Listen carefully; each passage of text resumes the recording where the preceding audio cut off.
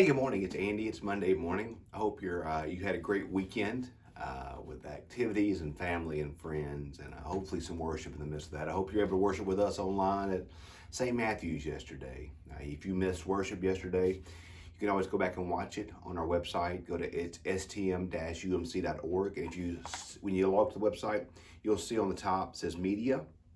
Click on the link that says Media up there at the very top. That'll take you to our media section, and then you can just click on worship services. You can go back and watch yesterday's traditional or intersection services. I would invite you to go back and worship with us online. We also share the videos, the sermons separate from the services itself, so you can go back and watch mine or Aaron's sermon on YouTube, as well as on Facebook, and I'm podcasting now, so you can watch this. If you're subscribed to my podcast, I need to put a link to that podcast in the description of this video and on the email so you can get it that way as well. It's basically just the audio version of these podcasts, these online reflections rather. Some folks wanted to be able to listen to it while they were driving, so you can subscribe through Spotify or through Apple Podcast. So I'd invite you to do that. And I've been uploading my sermons to there as well, so you can go back and listen to my sermons on my podcast, and the church also podcasts them out as well. So lots of ways for you to get your Andy content, because who doesn't want more of me? That's definitely what we need in this season, is more Andy. We probably need a lot less Andy in our lives. That would make everyone's life a lot more peaceful, is less of me. So, but I would invite you to go and watch worship with us online this week. Through our website, and of course listen to our podcast and find all the ways you can plug in here at St. Matthew's or whatever local church you're involved with. If you're not involved at St. Matthew's, if you live so off from Madison, or even if you live in Madison, go to another church, be in contact with your church and see where you can plug in and how you can serve the kingdom through your local church. This week in our reflections, we're going to continue using the morning office, the lectionary readings assigned for each morning. I just find that's a good practice. I'm picking one of the different readings each day for our reflections. We're going to be in the Gospels a lot this week, Acts some as well. But today, the morning office, the lectionary, has us starting in the Gospel of John, and John is a fun gospel, so we'll probably check in throughout the next few weeks in John. But today I really wanted to read to you today's reading, which is basically the first 18 verses of John. We're not going to read all 18 verses, but we're just going to read a portion of John chapter 1, 1 through 18. Where it says this. It said, John writes these words. And by the way, this John, let me read, and then I'll chase my rabbit when I'm done reading. It says, in the beginning was the Word, and the Word was with God, and the Word was God. He was in the beginning with God. All things came into being through him. Without him, not one thing came into being. What has come into being in him was life, and that life was the light of all people. The light shines in the darkness, and the darkness did not overcome it. There was a man sent from God whose name was John. He came as a witness to testify to the light, so that all might believe through him. He himself was not the light, but he came to testify to the light. The true light, which enlightens everyone, was coming into the world. He was in the world, and the world came into being through him, yet the world did not know him. He came to what was his own, and his own people did not accept him. But to all who received him, who believed in his name, he gave power to become children of God, who were born not of blood, or of the will of the flesh, or the will of man, but of God. And the Word became flesh and lived among us. And we have seen his glory, the glory of the Father's only Son, full of grace and truth. John testified to him and cried out, "This is the one whom I said, he who comes after me ranks ahead of me, because he was before me." From his fullness we all received grace upon grace. The law indeed was given through Moses. Grace and truth came through Jesus Christ. No one has ever seen God. It is God the only Son, who is close to the Father's heart, who has made him known. What I was going to say before I started this is, it's interesting when you look at the Gospels, how every Gospel has a different purpose it's trying to accomplish. I've shared this with you before, but just a quick review.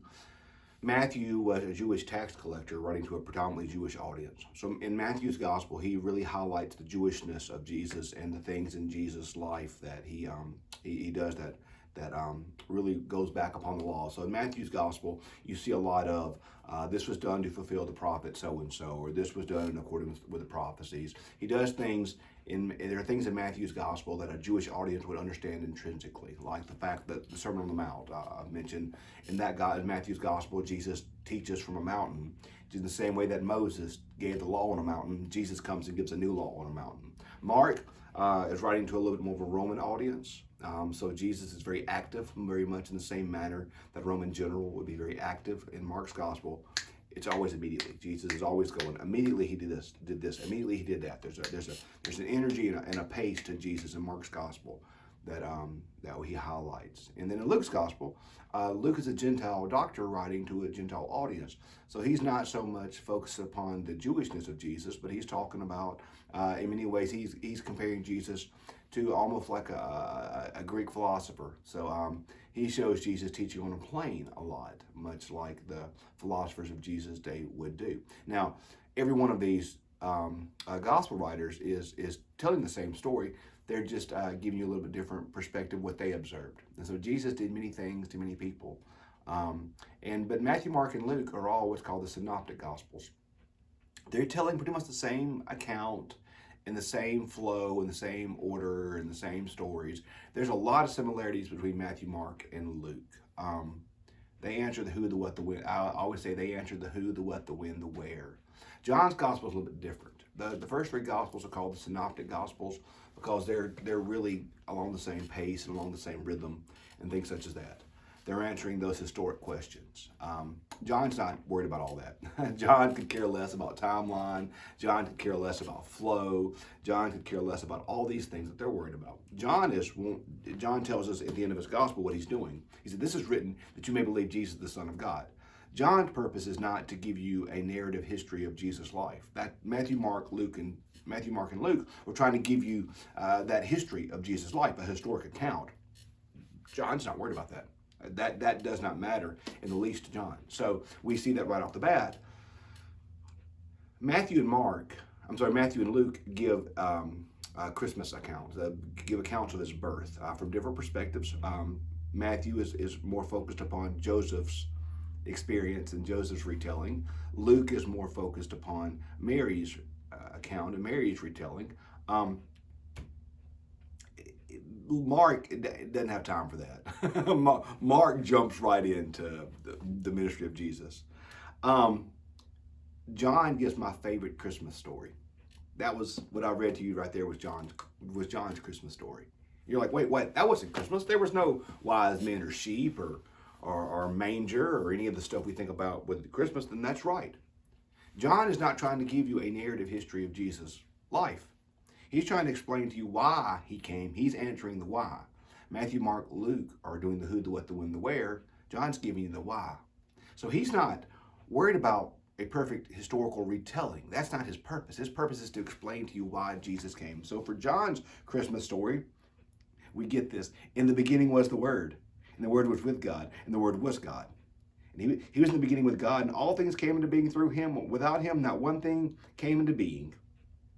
Verse 14, and the Word became flesh and dwelt among us. And we have seen his glory, the glory of the Father's only Son, full of grace and truth. That's John's Christmas story. The Word became flesh and dwelt among us. No angels, no singing, no wise men, none of that. He's giving you the cosmic opera that is happening with Jesus' birth. In the beginning was the Word. The word there, that word that we see there in John 1 is actually logos.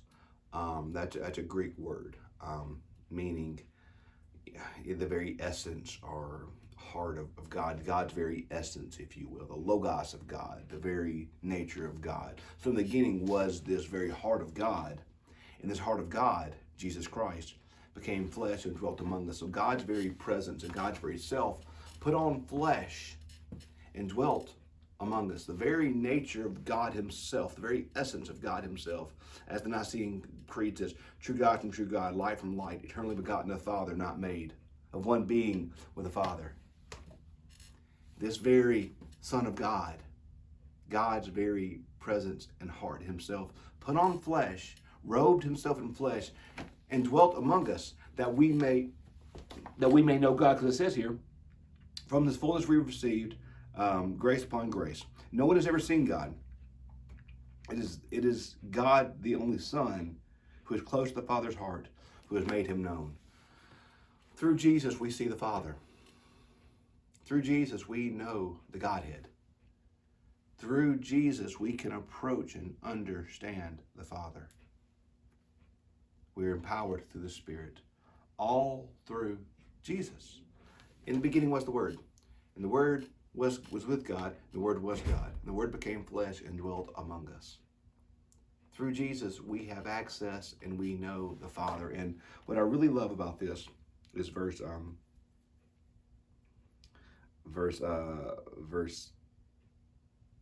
4. And he was life. This life was the light to all people. The light shines in the darkness, and the darkness did not overcome it. That's an encouraging word for us to hear nowadays, isn't it? The light shines the darkness, and the darkness has not overcome it. Sometimes we think that the darkness has overcome the light, or will overcome the light, but it will not. Darkness cannot overcome light. Darkness cannot overcome light in the world, and darkness cannot overcome light in our very hearts. And so it's important for us to focus more on the light than the dark. Because if we focus more on the dark, we can begin to think the dark is winning, or the dark will overcome, the dark will be victorious, darkness will reign. And that's simply not the case, y'all. That's simply not the case. The scripture tells us this morning that the light's come into the world, and the darkness has not overcome it. The darkness will not overcome it. Darkness will not and cannot, and there's no possible way for darkness to overcome light. It just simply is not possible. So don't think that it will. We can think that it will, but it won't. Darkness will not overcome light. In him was life, and that life was the light to all persons. The light shines the darkness did not overcome it. The light of Jesus will shine today. It will shine in the world. It will shine in this church. It will shine through me, and it will shine through you.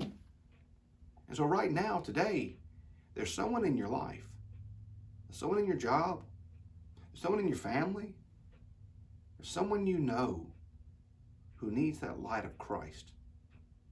And he's sending you out there today. He's sending you, he's sending me, he's sending us to be that light. There's life of Christ in us. If we're Christians, the life of Christ is within us.